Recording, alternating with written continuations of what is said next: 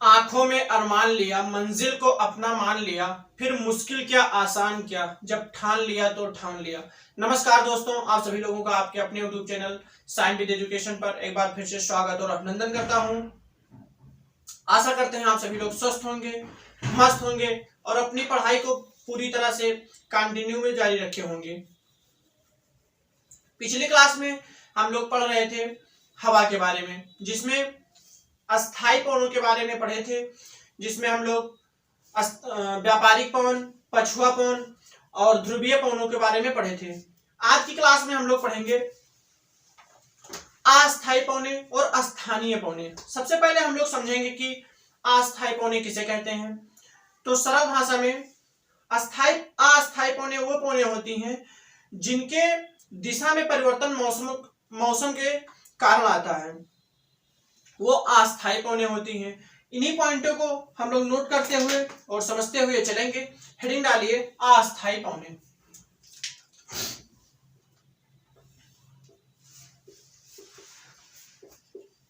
अस्थाई पवन, इसकी परिभाषा लिखिए।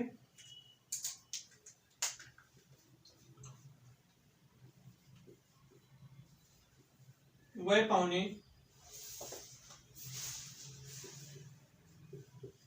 जिनके दिशा में परिवर्तन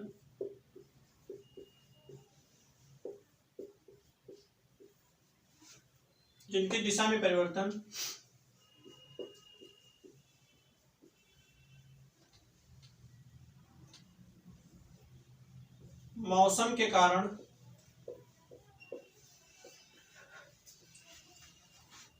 कारण होता है, उन्हें ही अस्थाई पवने कहा जाता है। इनमें उदाहरण लिख लीजिए।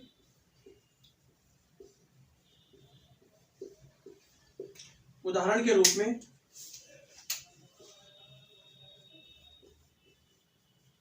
मौसमी पवने, मौसमी नहीं, मानसूनी पवने,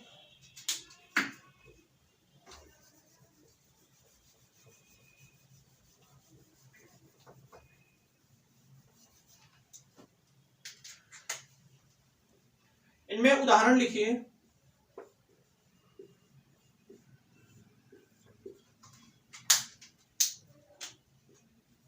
मानसूनी पवने,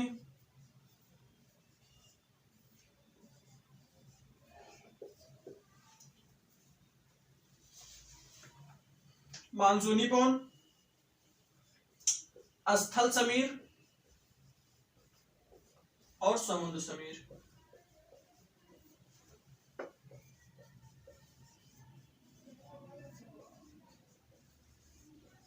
समुद्र समीर हेडिंग डालेंगे हम लोग मानसूनी पवने।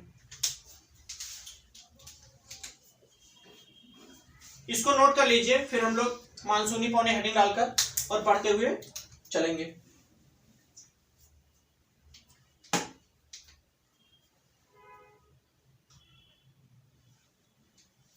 आशा करते हैं आप सभी लोग नोट कर चुके होंगे। हेडिंग डालिए मानसूनी पवने।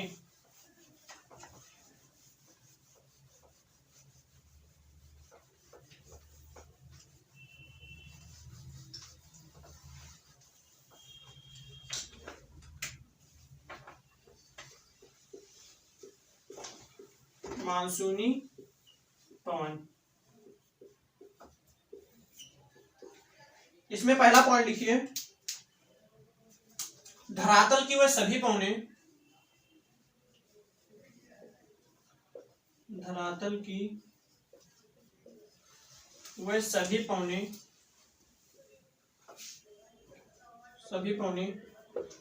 जिनके दिशा में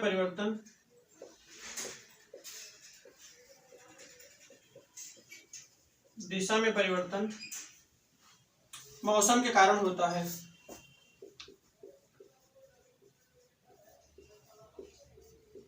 मौसम के कारण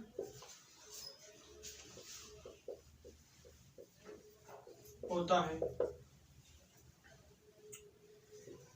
इसके बारे में संक्षिप्त विवेचना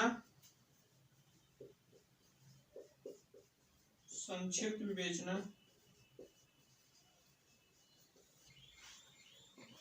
अलमसूदी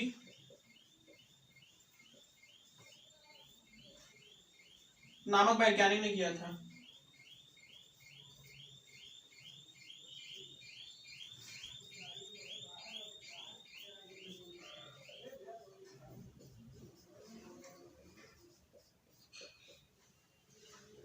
इसको आप सभी लोग नोट कर लीजिए, फिर हम लोग नेक्स्ट पॉइंट की ओर चलेंगे।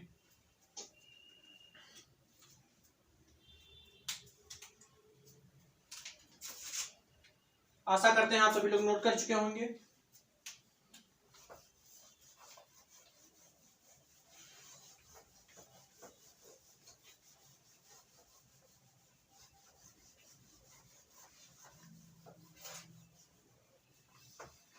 नेक्स्ट पॉइंट नोट करिए।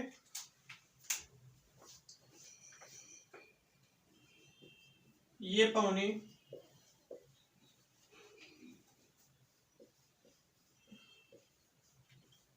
ग्रीष्म ऋतु में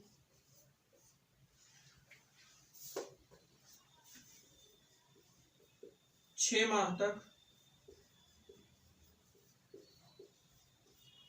समुद्र से स्थल की ओर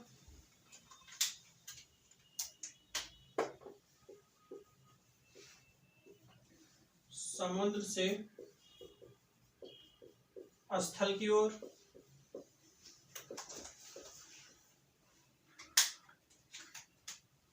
और शीत ऋतु में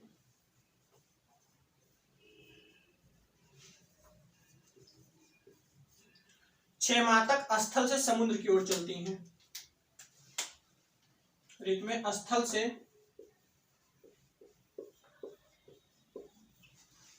समुद्र की ओर चलती हैं।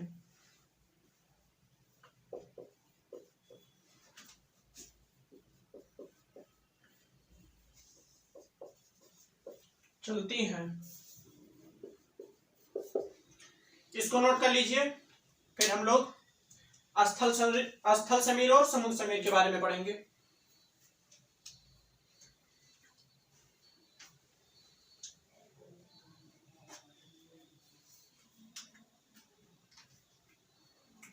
हेडिंग डालिए स्थल समीर और समुद्र समीर।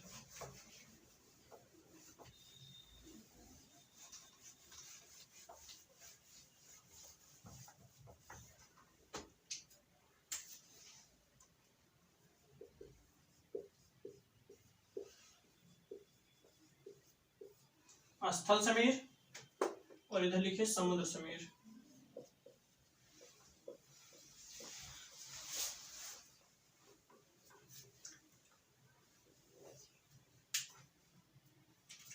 दिन की स्थिति में ऐसे लिख लीजिए यहां,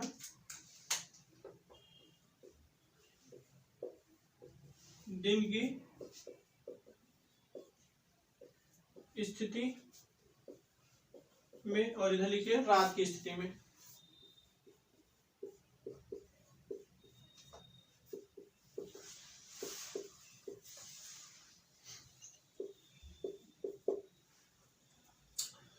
जो दिन की स्थिति में जो स्थल का तापमान होता है, स्थल का ताप ज्यादा होता है और समुद्र का ताप कम होगा। इन सिचुएशन में जो दाब होता है, यहां ताप ज्यादा होता है तो दाब कम होगा और यहां ताप कम होता है तो दाब ज्यादा होगा। तो जो पौने होंगी वो समुद्र समीर से स्थल समीर की ओर चलेंगी। ऐसे लिख लीजिए, पवन समुद्र समीर से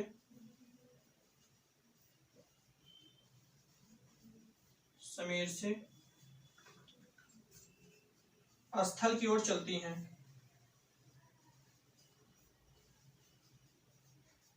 स्थल की ओर चलती हैं। रात की स्थिति में इसका विपरीत उल्टा होता है। स्थल का तापमान कम होता है, स्थल का ताप कम होता है और समुद्र का ज्यादा होता है। समुद्र का ताप ज्यादा होगा। इस सिचुएशन में यहाँ का जो दाब होता है वो ज्यादा होता है, स्थल का ताप ज्यादा होगा और समुद्र का दाब कम होगा। तो रात की स्थिति में जो पवनें होती हैं वो स्थल समीर से समुद्र समीर की ओर चलती हैं। लिख लीजिए, पवन स्थल समीर से समुद्र समीर की ओर चलती हैं।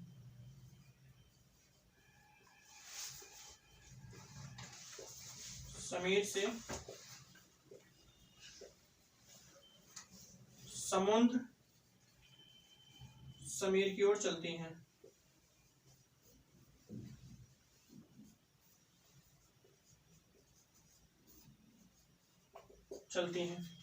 ये था स्थल समीर और समुद्र समीर। इन्हें स्थल समीर, इन पवनों को स्थल समीर कहा जाता है और इन पवनों को समुद्र समीर कहा जाता है। इसको आप सभी लोग नोट कर लीजिए। फिर हम लोग पढ़ेंगे स्थानीय पवन के बारे में। हम साइड में हो जा रहे हैं, आप सभी लोग नोट कर लीजिए।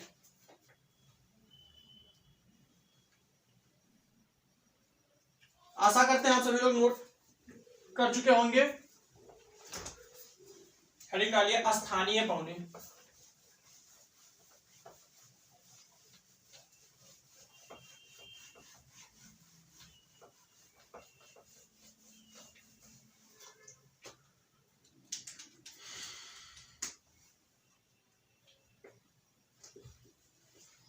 स्थानीय पवन। अगर हम स्थानीय पवन की बात करें तो ये पवनें छोटे छोटे स्थानों के लिए प्रचलित होती हैं और इनका जो प्रभाव होता है किसी पर्टिकुलर स्थान पर होता है। ये पवनें विशेष वर्ष या समय के लिए चलती हैं। आइए लिखते हैं इनकी परिभाषा और समझते हुए चलेंगे। देखिए, ये पवन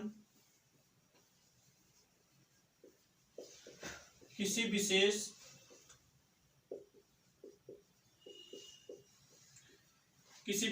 स्थान के लिए प्रचलित होती हैं,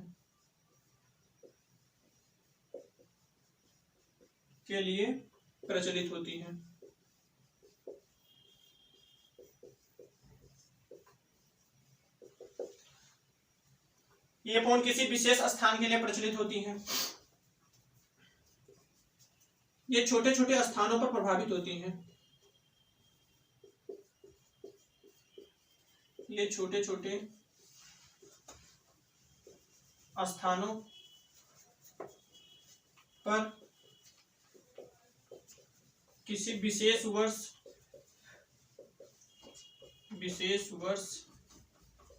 या समय के लिए प्रभावित होती हैं।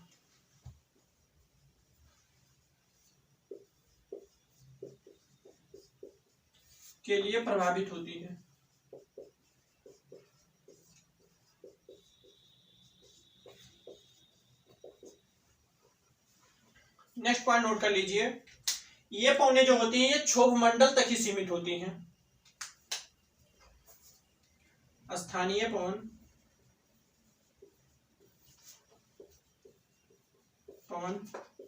क्षोभ मंडल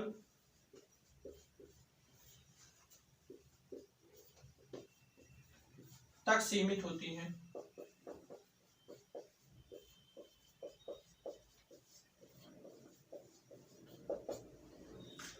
इसको आप सभी लोग नोट कर लीजिए। फिर हम लोग नेक्स्ट पॉइंट की ओर चलेंगे। तब तक के लिए हम साइड में हो जा रहे हैं, आप सभी लोग नोट करिए।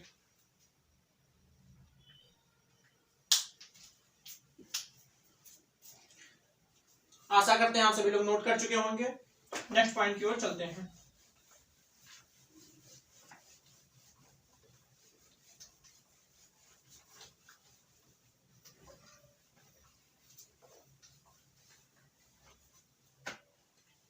लास्ट पॉइंट नोट करिए।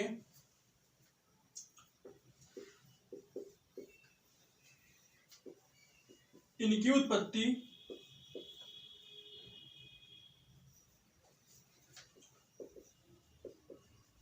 स्थानीय कारकों से होती है।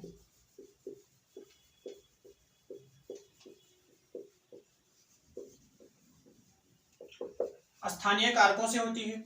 स्थानीय पौन दो प्रकार की होती हैं, ये दो प्रकार की होती हैं।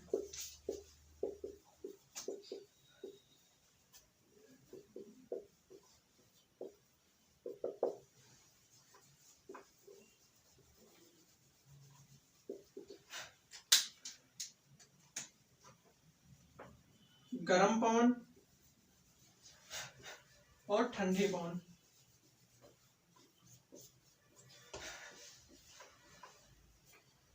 गर्म पवन और ठंडी पवन। इस क्लास में बस इतना ही। अगली क्लास में हम लोग गर्म पवन और ठंडी पवन के बारे में पढ़ेंगे।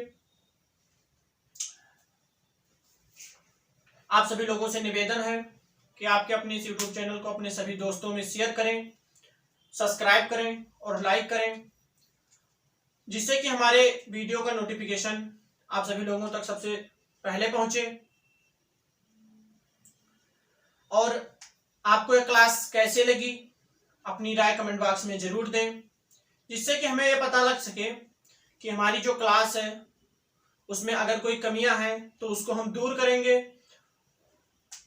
जय हिंद, जय भारत।